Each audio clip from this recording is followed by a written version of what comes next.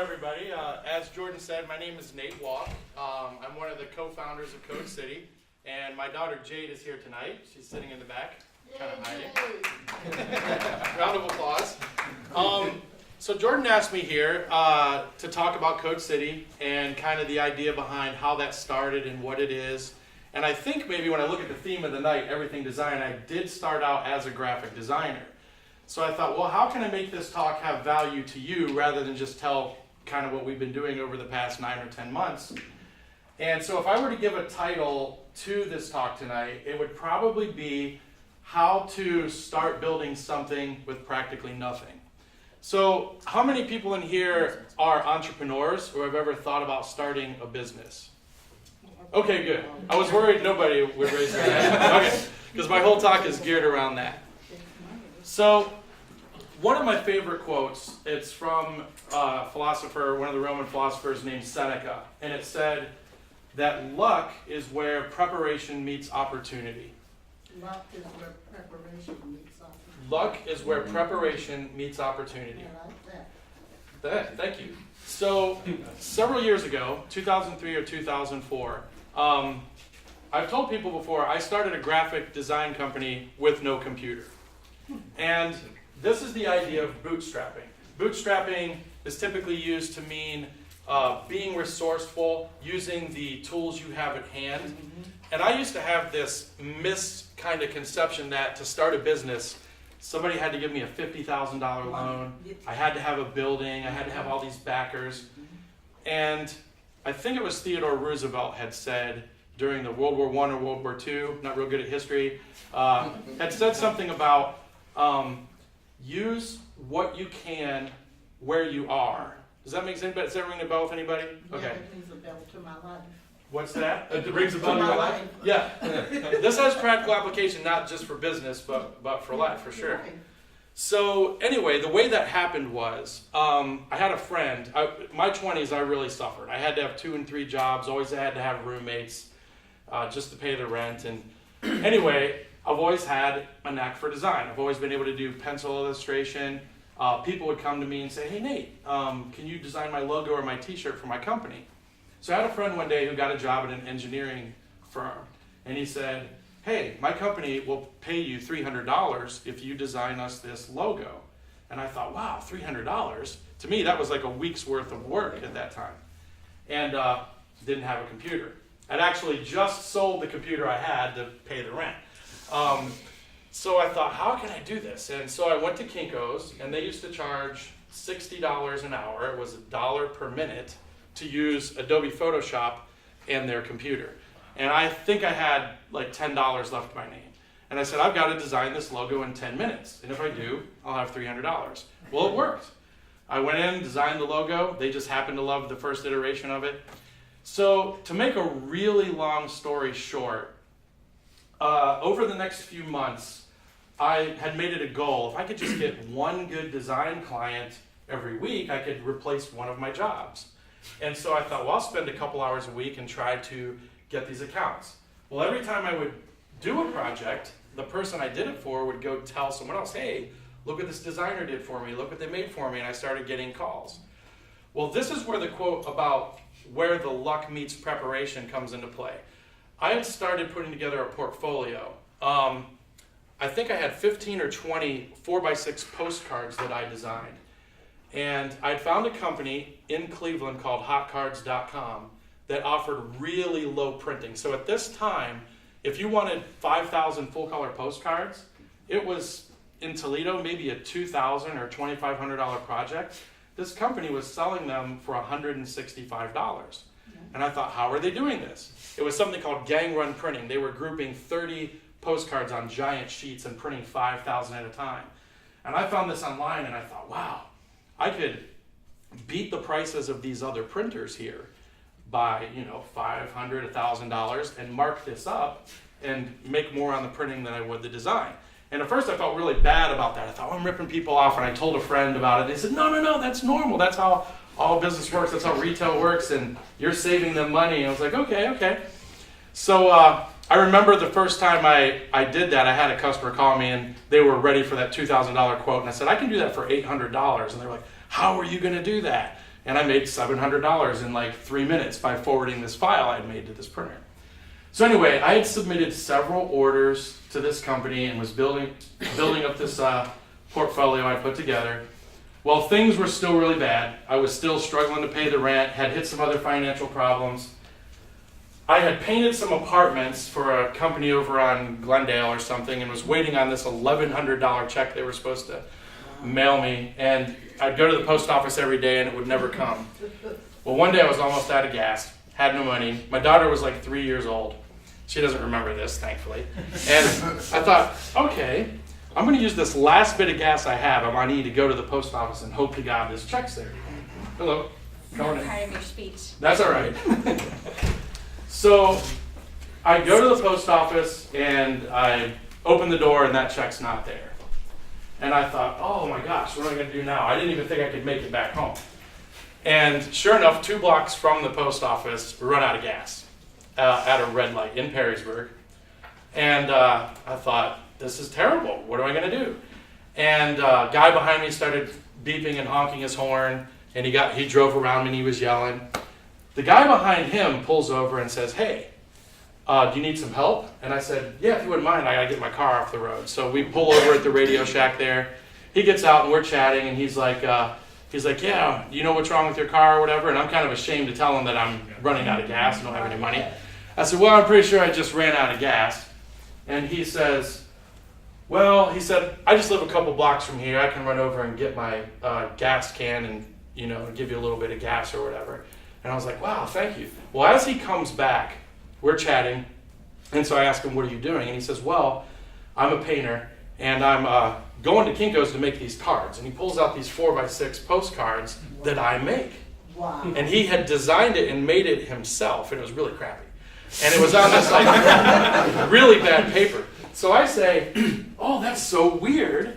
Look, I make these, and I reach in my back seat, and I have this portfolio of cards. And I show him, and his mind was blown. He had no artistic style. It's not that I'm a really great designer, it's just he was horrible. So he said, you made all these? And I said, yeah. And he goes, wow, I want to hire you to design these for me. Wow. So I start getting goosebumps at this point. I'm like, how did this happen? I mean, I'm running out of gas, now I'm making a sale, And so he said, how much are the cards? And I told him the truth. I said, well, I mark these up to like 800 or 1,000, but you helped me here. The company's hotcards.com. I'll design them for you for free. You gave me gas money. You can buy. He said, no. I want to pay you for this. So I made a couple of $100 off of that thing. There is a guy. Well, okay. So super long story short, that guy, in the next 2 months, that check finally came for the painting I had done. The car I had was really crappy. It broke down. He gave me like an $1,800 loan, and I put that with the money I had and went and got a decent car and started from scratch. And then maybe 3 or 4 months later, the company that I was printing through called me. They said, Nate, you're placing all these orders. We love your design. We want you to open a Hot Cards in Toledo. And my jaw dropped, and I went to talk to him, and there were franchise fees. Well, this guy believed in it so much, he gave me the money for the franchise in Toledo. It was $3,000. He gave me $20,000 of operating capital. In that next 7 or 8 months, I went from, there was a time where I slept in my car that year, 2004, to we had over $100,000 in sales from the printing. And then over the next 5 or 6 years, that just steadily increased. And I was able to use money from that to buy rental properties in Perrysburg, and just then printing took a dive in 2008 with social media. But the point of my story is this, is that you can literally start with just what you have and build something amazing. Now for me, it never became some multi-world conglomerate, but it provided a pretty decent living for me over the past few years, and it was a springboard for me to do other things. And so I encourage people who are entrepreneurs who feel like they can't do it, or they're afraid, or they feel like they don't have the resources. And you often hear that now we live in a time where technology is so inexpensive, and we have access to, like literally, we're all carrying around computers in our pockets. You can run a business from your phone. Many people say that. You can process credit card transactions, you can design, you can use apps. It's just about taking action and getting out in the arena. So I heard Elon Musk say on a video, I don't know how old it is, he said, but when you have a business idea, at first it's mostly wrong. And you go out into that space and you test things out and you evolve. You get new data and you realize, oh, maybe I shouldn't be this thing. They call it pivoting in Silicon Valley. Maybe I should change it into this. And it becomes something new. And that may happen 100 times until you finally uncover that thing that becomes, you know, in our dream, the next Facebook or the next Uber or whatnot. So with that as the background, to try to explain what Code City is, I thought, well, we did this once, let's try it again with nothing. So about 10 or 11 months ago, I went to a friend who had just opened a coffee shop, Rust Belt Coffee, downtown Toledo, and he has this really cool 3-story building that they had rehabbed. The top 2 floors are just an abandoned warehouse. And I said, I have a really cool idea for this second floor. And I told him about it, and what it was this. I had a friend who, about 3 years ago, went to a coding boot camp in New York. Does everybody know what a coding boot camp is? No. This was a 3-month-long, 12-week course where you eat, breathe, and sleep code. He learned JavaScript, HTML, CSS, and when he got out of this school, he got hired at Amazon, making $130,000 a year or something ridiculous like that. I just actually, about 2 hours ago, was able to meet a guy named Bill Liao, who's one of the co-founders of Coder Dojo.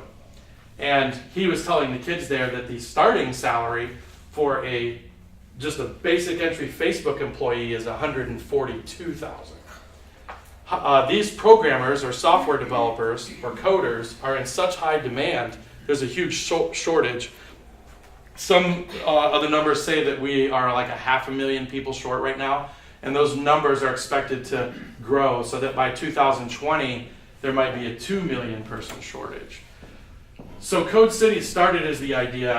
Scott Radcliffe, I have a friend, Matt Molnar, who's one of the co-founders, and Matt said, we need to talk to Scott and get his take on this. And we asked Scott, is this a good idea? You know, is there a coding boot camp in Toledo? If not, why isn't there one? Do you think it could work? We talked to him and several other people in the tech community, and they all said, oh yeah, we think this is great. We'd love to have a coding boot camp here. There's one in Detroit, that's the closest one I know of. It's called Grand Circus. And so we thought, well, let's try to build a coding boot camp. Well, that's really, really hard. I'm not a coder, I'm not a programmer. Matt Molnar thought about building this curriculum, but it's very intensive. And so another long story short, we were able to partner with a school out in California called Hack Reactor. It's often called the Harvard of coding boot camps. They have a really good curriculum, really good outcomes, and we are on a path now to try to become a full-blown Hack Reactor campus in Toledo. But in the meantime, before that coding boot camp can take on its full iteration, we thought, how can we get the community around this? How do we find these people who want to code? Because it's not something everybody can do, everybody wants to do.